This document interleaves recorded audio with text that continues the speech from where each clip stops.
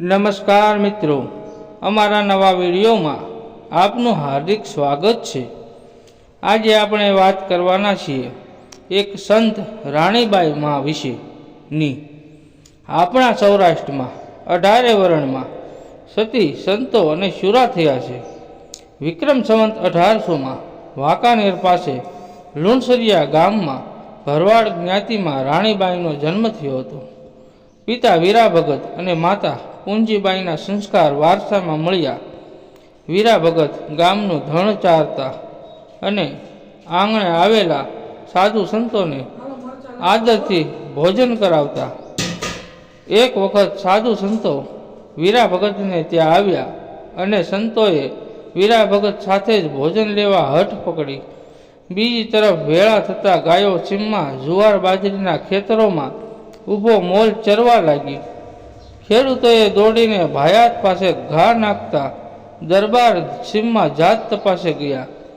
ત્યાં વીરા ભગત ઘોડા પર સવાર થઈ ગાયોને ચરાવી રહ્યા હતા। તેની સાથે થોડી વાતચીત કરી દરબાર ગામ તરફ વળતા માર્ગમાં વીરા ભગત સામે મળતા દરબારને આશ્ચર્ય થયું। વીરા ભગત અહીં છે તો પછી ગાયો ચરાવનાર કોણ? વીરા ભગતને રોકી પૂછપરછ કરતા દરબારને ખાતરી થઈ ગઈ કે સીમમાં ગાયોને ચારનાર ખુદ પરમાત્મા। દરબારે સાધુ સંતો અભ્યાગતોને જમાડવા 4 સાતીની જમીન અને 4 કોસની વાડી અર્પણ કરી। વીરા ભગતે ઘેર ઠાકર મંદિર ચણાવી ધર્મની ધજા બાંધી। આવા વિરલ પરમ ભક્ત પાસેથી રાણીબાઈને દીક્ષા સંસ્કાર અને ભક્તિના ભાથા મળ્યા।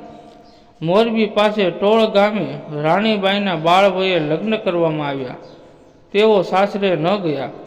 તેમના પતિ ખુદ જ જગ્યામાં આવી ઠાકર ધણીની સેવા કરવા આવ્યા અને અહીંયા જ જીવનભર રહ્યા।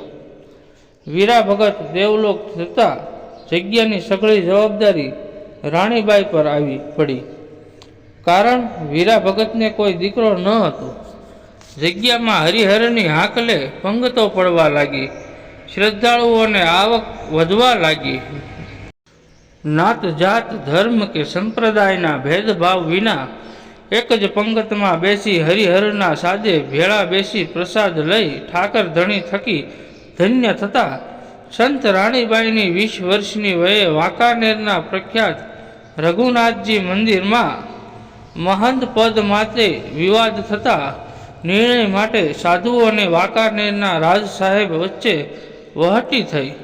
રાણીબાઈએ રાજ સાહેબને જીદ છોડવા સમજાવતા રાજના દિવાન બોલ્યા, બાઈ, તમને રાજકાજમાં સમજ ન પડે। જો સાધુ સંતો પાસે રાજા નમતું મૂકશે તો રાજકાજ કેમ ચાલશે? સંત રાણીબાઈ કચવાતા હૃદયે બોલ્યા, ઠાકર તારું મોં ફેરવે, છાનો રે બોબડા। શબ્દો પૂરા થતા વાર જ દીવાનનું મોં ફરી ગયું અને બોબડા થયા। રાજવી રાણીબાઈને વંદન કરી વિવાદમાંથી નીકળી ગયા। રાણીબાઈએ સંતોને સમજાવી રાજવીના સૂચવેલા સાધુને મહંત બનાવ્યા। ત્યારે ખરો હકદાર કોચવાતા રાણીબાઈએ કહ્યું, મહારાજ, આ મહંત 3 વર્ષ ગાદી પર બેસશે, પછી તમે જ મહંત છો। ઠાકર ધણી તમને 80 વર્ષનું આયુષ્ય આપે। તેમના શબ્દો અક્ષરશ સાચા ઠર્યા। આ હતી સંતોના તપોબળની તાકાત। વાંકાનેરના રાજવી રાજ ડોસાઈજીના અવસાન પછી તેમના પુત્ર ગાદીએ આવ્યા। નવા રાજા, નવા દિવાન। રાજની આમદની વધારવા કેરાળાની ઠાકર ધણી જગ્યાની ગાયોની વેડીમાં આવતી સાલથી મસવાડી એટલે કે કર લેવા નક્કી કર્યું। સંત રાણીબાઈને ખબર પડતા દિવાનને કહેવડાવ્યું, દિવાનજી, ઠાકરની ગાયોના દૂધ ઘી વેચતા નથી, પણ સાધુ સંતો અને અભ્યાગતો જ ખાય છે, માટે આવો કર ન લેવો જોઈએ। દિવાન ન માનતા સંત રાણીબાઈ તમામ ગાયો અને માલ થાલ છોડી માત્ર ઠાકર સાથે રાજકોટ ગયા। રાજકોટ ઠાકોર સાહેબ ભાભાજીએ 2 સાતીની જમીન, વાડીઓ અને વીડી સાથે આપી।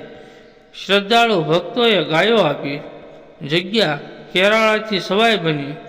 વાંકાનેર રાજ સાહેબને પસ્તાવો થતાં સંત રાણીબાઈને તેડવા ગયા, ત્યારે પોતાના મોટા બહેન રૂડીબાઈને કેરાળા મોકલ્યા. પોતે રાજકોટમાં જ રહ્યા. સંવંત 1858માં રાણીબાઈએ પોતાના સ્વર્ગીય પિતા વીરા ભગત પાછળ લુણસરિયામાં મેળાનું આયોજન કર્યું. 1000 મણ ઘીના પકવાન બનાવ્યા. સમસ્ત સૌરાષ્ટ્રના સાધુ સંતો મહંતોને નિમંત્રણ આપવામાં આવ્યા. માનવ મહેરામણ ઉમટ્યો.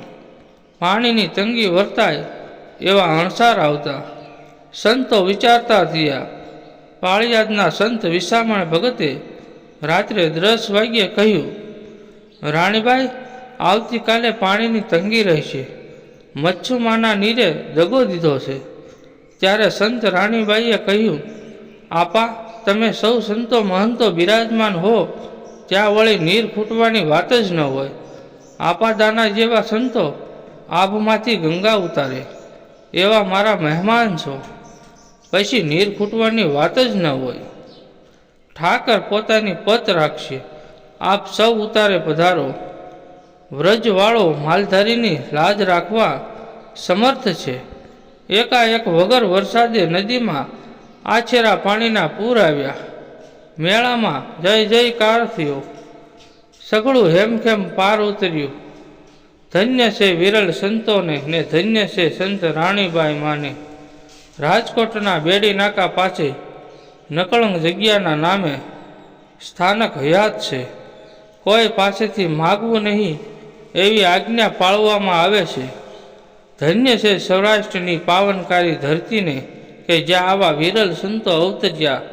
ધન્ય છે ભરવાડ સમાજને જેણે આવા વિરલ સંતને જન્મ આપ્યો. આવા જ મિત્રો જાણવા લાયક જીવન ઉપયોગી માહિતી પ્રદાન વિડીયો જોવા માટે અમારી ચેનલ ગુજ્જ વાતોને લાઈક, શેર અને સબસ્ક્રાઈબ કરજો.